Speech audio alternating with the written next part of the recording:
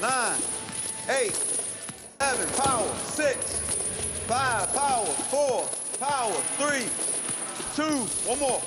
Good, keep the head. Roll under the bed. Slide over here. Slide over here. You drop on the shots like this. You go here. Here. Here.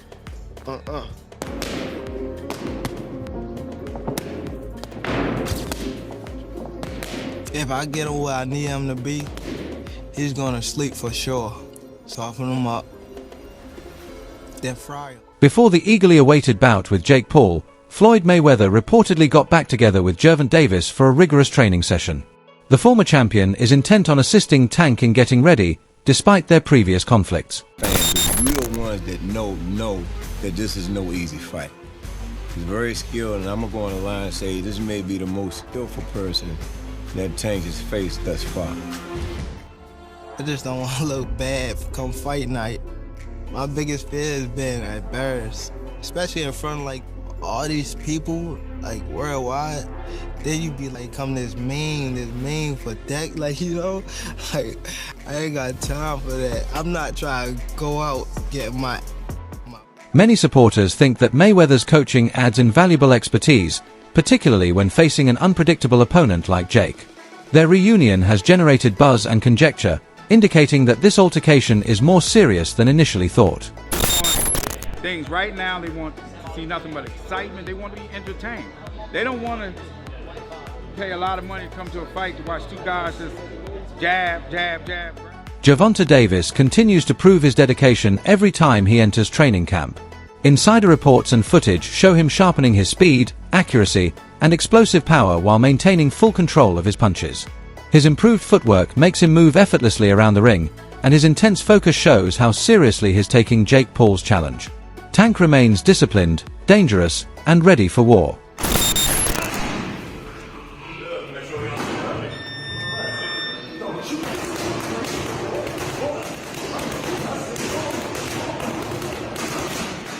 Leonard Ellaby says no one entertains like Gervonta Davis. Tank doesn't just fight to win, he fights to excite. Fans come for his power, suspense, and highlight reel knockouts. Despite the controversy, he's ready to prove once again why he's the most electrifying fighter of his generation. Things right now, they want to see nothing but excitement. They want to be entertained. They don't want to pay a lot of money to come to a fight to watch two guys just jab, jab, jab, grab, jab, grab. Again, that's why Tank Davis is the most exciting fighter in the entire world, because he gives the fans exactly what they want. And speaking of familiarity, you mentioned that earlier. This is somewhat of a familiar foe in Oscar De La Hoya via Ryan Garcia, Floyd Mayweather, Tank Davis. There's some old connotations there. How much is Mayweather Promotions and PBC looking to deal a blow to the Golden Boy brand by knocking out their stalwart in Ryan Garcia? Oh, that's happening. That's happening. And then again, it's always good. You know, it's great. It'll be great. Pauli Malignaggi warns that boxing is turning into spectacle over sport. He says the Tank Davis versus Jake Paul fight puts fame above skill, risking the sport's integrity. Malignaggi urges a return to real, competitive matchups that honor boxing's legacy. Knockouts, dude. Knockouts. People like knockouts. They don't care if you're knocking out cab drivers. Look at Jake Paul's career. You can manufacture that though. You can manufacture that though. You can manufacture. You can't manufacture. To a degree, you can. To a degree. I mean, you can't. Yeah, Gervonta legitimately cannot get knockouts. I agree. He can punch, but there's a lot of limited knockout artists though, man. He's one of the least active punchers in the game with the highest knockout percentage of current heavyweight. But if he was a real knockout artist, if he was a real knockout artist, prop him up against the best of the best. Felix Trinidad was a knockout artist. He was knocking out the best of the best. If you're a real knockout artist, prop him up against the best and show us how he smokes them. But the way Wayne did what Felix Trinidad was doing. You know, the way that Mike Tyson was doing it in his prime. Okay, say what you want about the Mike Tyson era. He knocked out everyone from 1986 to 1989. Everyone got knocked out. Everyone. Well, by your standard, you could say that Tyson was to a degree manufactured. No, and because Teddy he Atlas fought everyone that was there. Everyone that was there at that time he fought. Teddy Ellis will 100% agree with this with the because expense he of would say the guys Witherspoon. that were afraid of With the him. exception of Witherspoon. No, but they all doesn't matter. He knocked them all out. There was nobody you could say in that era except maybe Witherspoon, who I contract. You can say the same thing about who had contract issues with King at the time. Oh, except for Witherspoon, there is nobody Tyson didn't fight in that era. He knocked them all out. You can't say like, oh, but if he would have fought that guy, I don't know. No, with Davis, there's guys right now that have been hanging around for years. Yo, dude, when you gonna fight them? The lightweight division was stacked with talent. Even at 130, it had a lot of talent when he was there. Didn't fight almost any of them. So it's not the same thing as the Tyson era. You want to say anything about Tyson era? Fine. It wasn't as high level or something. He still knocked out everyone. There was nobody there in that era that you can say Tyson didn't fight. Didn't say it was related. It was the same as the Tyson era. Didn't say it at all. I was actually going to say the opposite when you talk. Floyd Mayweather's influence on boxing remains unmatched, and recent rumors prove he's not done seeking the spotlight. Analysts say his interest in fighting Tyson shows his drive for relevance and legacy, not just money. Even in retirement, Floyd craves competition and attention. Whether the Tyson idea happens or not, one thing is clear: Mayweather always wants to be at the center of it all. There's so many people that are known where you can get somebody and they can sell tickets to events. That's what kicked off the social media influence boxing that Jake Paul was birthed from. Now we're in a vacuum. And so there's going to be a lot of conversation about that and continuing to do that. In this particular video, though, I want to get into the mind of Floyd Mayweather Jr. and why Floyd Mayweather Jr. would do this. There is the money, but there's also the competitive nature of Floyd Mayweather Jr. and him not wanting to have other people think that they're a bigger star than he is. Floyd Mayweather Jr. has not been able to really launch his star outside of the sport of boxing, so he continues to do exhibitions. Now, what I think is that Floyd Mayweather Jr. is announced it at this point in time with Mike Tyson in order to take advantage of the publicity heading into the Gervonta Davis-Jake Paul fight, which is, I do believe, set for November. So now that they have all the publicity and all that stuff coming out from that, he's going to piggyback on it and then try to have it in the beginning of next year sometime and actually make it a bigger event than Gervonta versus Jake Paul. It probably will be. And the reason that I say that is because of Mike Tyson. Mike Tyson is bigger than Floyd. Let me say Mike Tyson. I think Mike Tyson is bigger than Floyd Mayweather. I still think his name is bigger than Floyd Mayweather, even though I know Floyd has made more money in the pay-per-views. And I think that had a lot to do with, again, social media area and otherwise. But the combination of Floyd Mayweather Jr. and Mike Tyson, the question about what is going to happen. Eddie Hearn warns that boxing must prioritize real competition over hype. He says Tank versus Jake may entertain, but relying on fame for matchups risks the sport's credibility. Boxing, he insists, must stay a sport, not just viral entertainment. A global business with investment and potential floats, and it's been a great challenge. Away from that, obviously the DAZN deal is up next year. Are those talks underway to extend, or are you looking elsewhere? What can you tell me? Yeah, no, they are. I mean, we're very happy with DAZN. I think what they've enabled us to do is to really have the global ambition and global strategy that I wanted, and that was really a big part of my mindset moving forward in boxing. We know there's a lot of other platforms out there that might have had broadcast deals end, that would be looking to replace those people, and we are very well respected in the space. I don't think it would be difficult for us to walk into another broadcast deal, but we're very happy with DAZN as partners, and as I said, the strategic element of that. I mean, when we talk about the power list and stuff like that, we have international deals with DAZN in multiple markets, and obviously particularly the US market, which makes us unique as a business.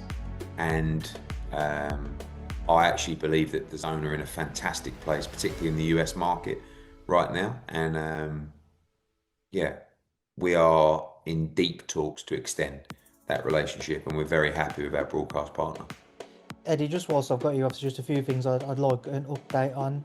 We last time we spoke, Anthony Joshua, Jake Paul seemed to be the front runner for you guys.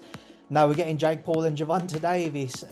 What can you tell me about that? What can you tell me about why Jake and Anthony has maybe been put to the side for now? Yeah, they always told us that it was, we were looking at that fight for February of next year, and they always said that there was a chance that Jake would fight in November. I think, wasn't I the one that broke Jake Paul against Gervonta Davis 6 months ago or something? I knew that they'd agree that deal. I didn't know they were about to announce it then. But I did know that they'd agreed that deal previously. So I don't like it, if I'm honest. I mean, I think we need to really differentiate between boxing and an entertainment concept, and that's what that is. It's a freak show, it's entertainment, it's a lightweight fighting a cruiserweight, with, I don't know, is it bigger gloves and certain minutes per round. I don't know what it is, but I understand the market, and I understand this freak show shock kind of the world mentality of people potentially tuning in.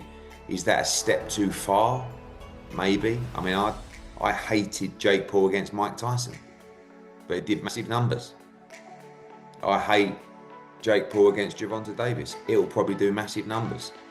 So that's when you really have to differentiate yourself between, just because you don't like it doesn't mean it isn't going to do good business. Now, whether you want to be involved with it is another kettle of fish. I don't want to be involved with it, but I do respect the fact that it's going to do big numbers. It's just not boxing. And I don't think we should promote it as boxing. In the meantime, then, Eddie, where does that leave you with Anthony Joshua? Are you exploring other options for the end of this year, or are you still looking at that fight for the beginning? Yeah, no, we're not interested in the Jake Paul fight right now. After that, I mean... The Wade Concept host breaks down Jake Paul's mental game, showing he's more strategist than fighter. Jake turns criticism into opportunity, using confidence and showmanship to draw big names like Tank Davis. For him, mind games are as powerful as punches. Also, and again, Jake's only been boxing for 5, 6, 7 years now. It isn't necessarily far-fetched to try to have his own advantages when trying to fight other boxers that have been far more experienced than him. But this one's a little too much, right? This one is crazy because of the massive weight difference.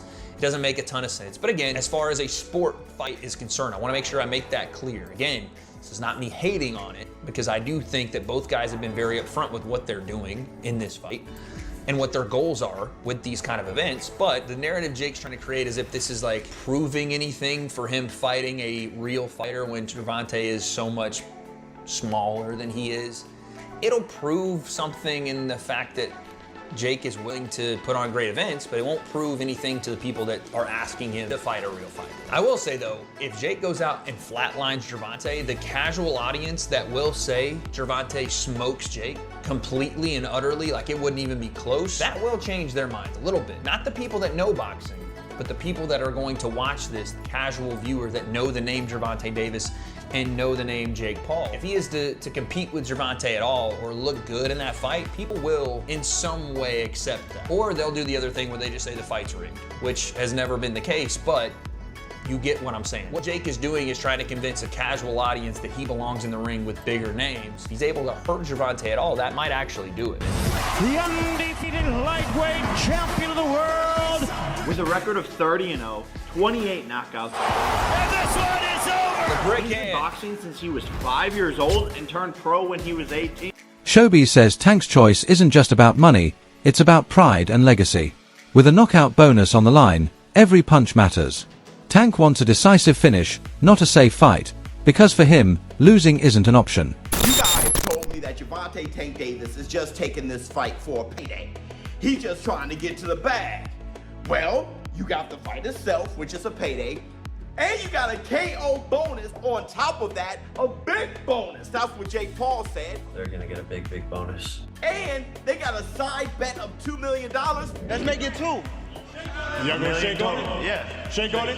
Shake $1 million. 2 mil? 2 mil? 2 mil. Let's do it. 2 mil. Go get a shake. Oh, they're shaking left here. 2 mil. There we go. Oh my fuck.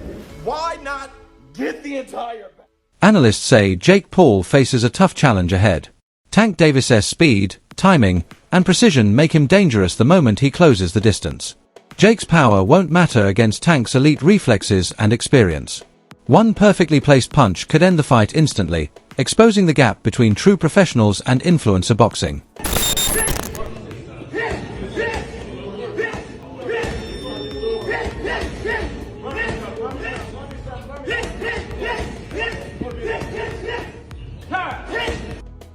Tank Davis look crazy, bro. Chilaquiles.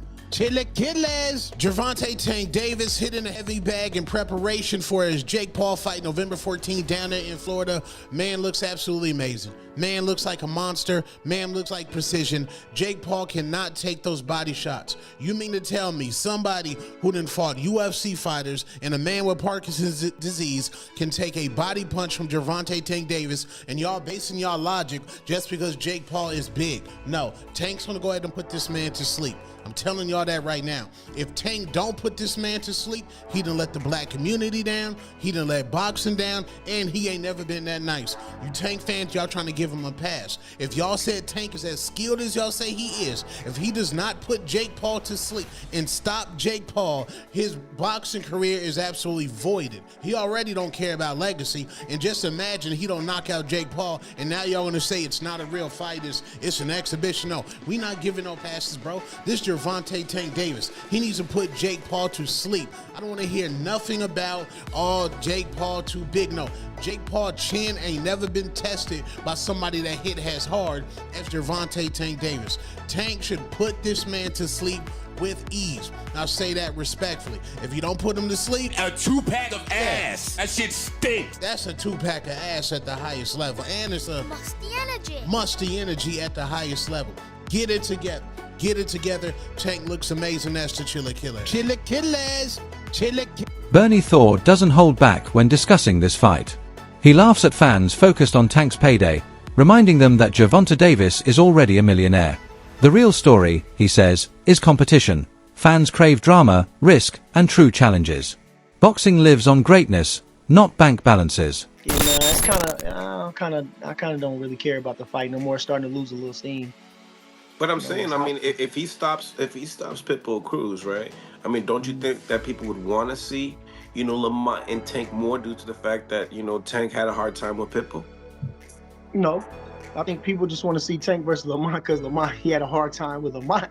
It's just like Devin Haney and Ryan Garcia. People just like controversy. People just like, you know what I'm saying? So people like to see finished business. You know, they don't want to leave it unfinished, and that's what the intrigue is. They want to people want to see finished business. So, you know what I'm saying? I think that's the intrigue of the fight.